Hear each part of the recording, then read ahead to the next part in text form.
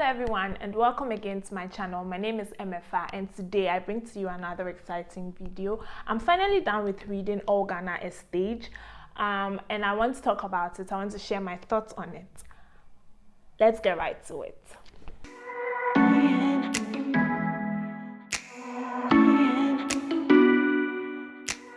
All Ghana a Stage is an anthology of non-fiction and fiction. It is made up of 43 individual short stories, poems, and essays.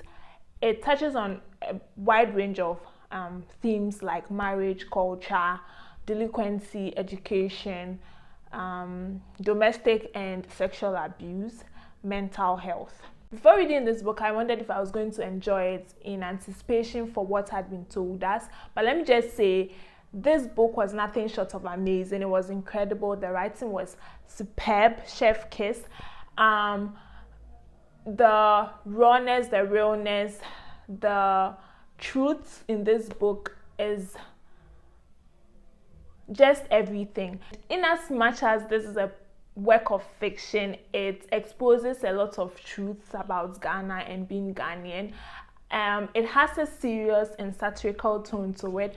And this book is definitely one to take you out of a reading slump because of the short stories and the poems. I loved so much about this book.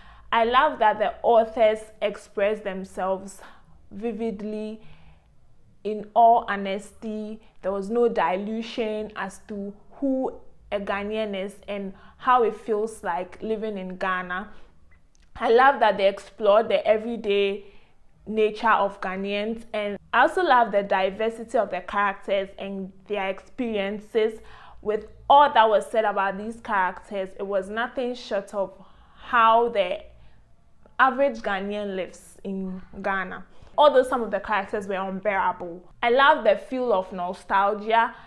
Reading this book brought back a lot of memories, and I had some favorites in this book. I could say everything I read in this book was a favorite, but ones that stood out most for me were a few. Kuchiame, Preparations of a Ghana Girl, Of Chaos and Trepidation, The Smoke That Thunders, The Ghanaian Creative, I Bet I Can Eat My Cake and Have It, Baba Black Sheep. While reading this book, I had to reread a couple of poems just to be able to understand it and make meaning out of it, because it was very thick and it was one that you needed to think extra to be able to understand.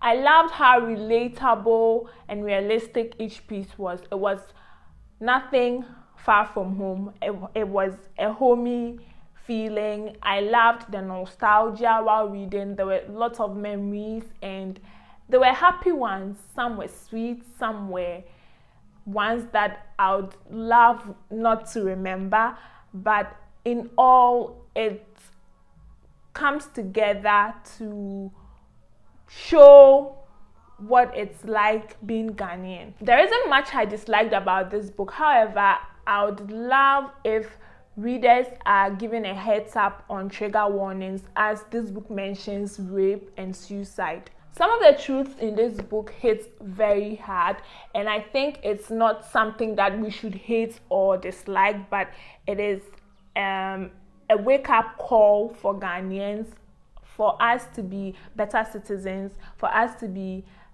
better leaders, for us to be better parents, for us to be better children, for us to be a better people. So I think in as much as this was entertaining, it was something that we need to learn from. I also love the diction that was used here. It was very simple. It contained both the standard English and the Ghanaian English, which made it very relatable, very homey. It makes it more acceptable, and it will be easier for a whole lot of people in Ghana to read, both those who have gone to school and those who haven't, literate, semi-literate, the illiterate, because it's easier to understand the Ghanaian English even if you haven't been to school before or you've had little education. In all, I must say that we have some incredible authors here in Ghana, and kudos to all of them for making this book worthwhile, and also kudos to the Samira Baumia Literature Prize for paving a way for young Ghanaian creatives would get to read more incredible and amazing stories from young Ghanaian creatives. It means that